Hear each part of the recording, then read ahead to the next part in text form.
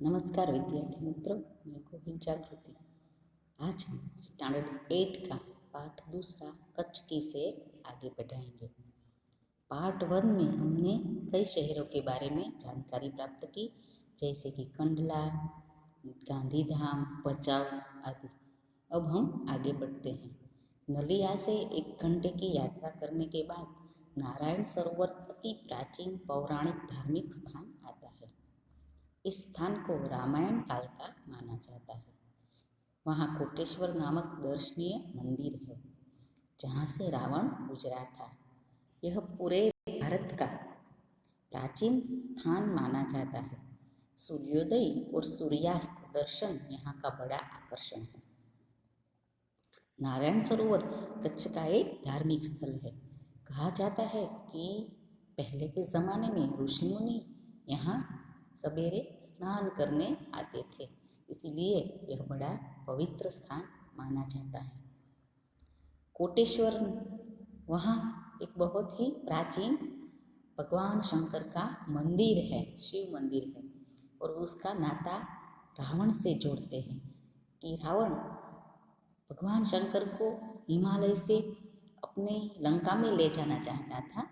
भगवान को लगा कि अगर मुझे ये लंका ले जाएगा तो अपनी मनमांगी कराएगा, इसीलिए वह रावण को ऐसी मति देते हैं कि रावण वह शिवलिंग इतना भारी हो जाता है कि हाथ में से वहाँ रख देता है और वह शिवलिंग वहाँ ही स्थापित हो जाता है।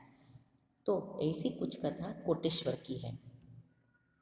नारायण सरोवर से आगे की यात्रा में लखपत आता है, जो अति प्राचीन स्थान माना जाता है।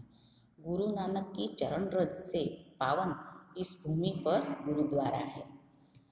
सिख लोगों के अति पवित्र संत गुरु नानक की चरण रज यानी कि उनके पावन चरण वहाँ से गुजरे थे, इसीलिए यह सिख लोगों की बड़ी पवित्र भूमि है और वहाँ एक गुरुद्वारा भी है।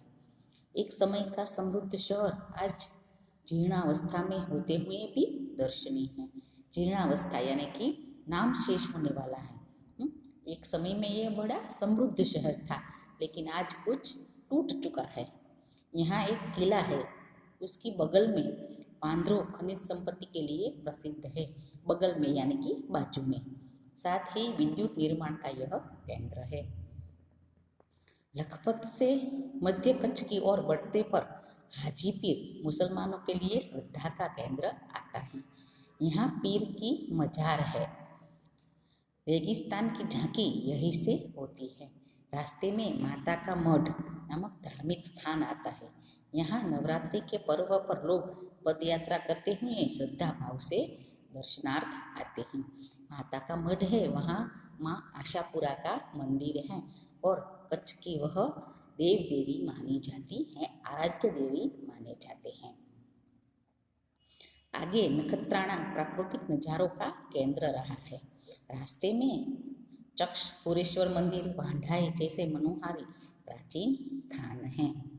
आज कच्छ का मुख्य केंद्र भुज आते ही उसके वैभव का परिचय होता है। कच्छ का मुख्य केंद्र, मुख्य शहर भुज वह वैभव से भरा हुआ है।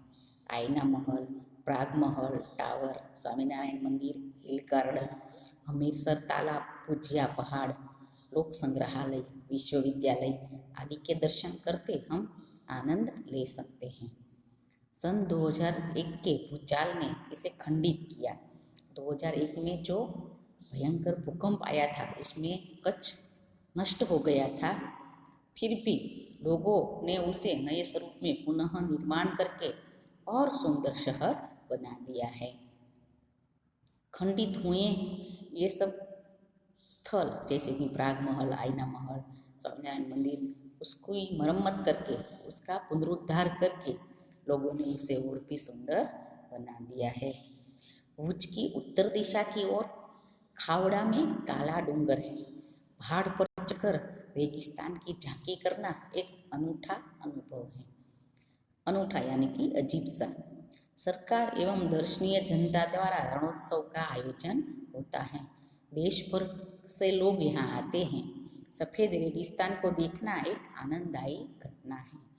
भुज से अंजार भी जाया जाता है। आगे बढ़ते हुए सूजन संस्था में यहाँ की प्रजा की हस्तकला का परिचय होता है। जैसल तोरल की स्मृति में मंदिर बना है जो ऐतिहासिक स्थान है। यहाँ से आदिपुर तथा गांधीधाम जा सकते हैं। सूरजबारी नामक स्थल से हमारी कच्छ की यात्रा पूर्ण होती है, जो अविस्मरणीय स्मृतियाँ छोड़ जाती हैं। अविस्मरणीय यानी कि जिसे हम विस्मृत नहीं कर सकते, जिसे हम भुला नहीं सकते। कहा जाता है कच्छ नहीं देखा तो कुछ नहीं देखा। कच्छ गुजरात का गौरव है और दुनिया भर के लोगों के लिए किसी भी मौसम में दर्शनीय और आकर्षण का केंद्र है। यानी कि कच्छ हम किसी भी मौसम में, किसी भी ऋतु में जा सकते हैं, वह दर्शनीय है और आकर्षण का केंद्र है। तो विद्यार्थी मित्रों, हमने यहाँ कच्छ के कई दर्शनीय स्थलों का परिचय मिला। आपको होमवर्क में इस पाठ का स्वाध्याय करके वर्कबुक में गूगल क्लासरूम में भेजना है। Thank you.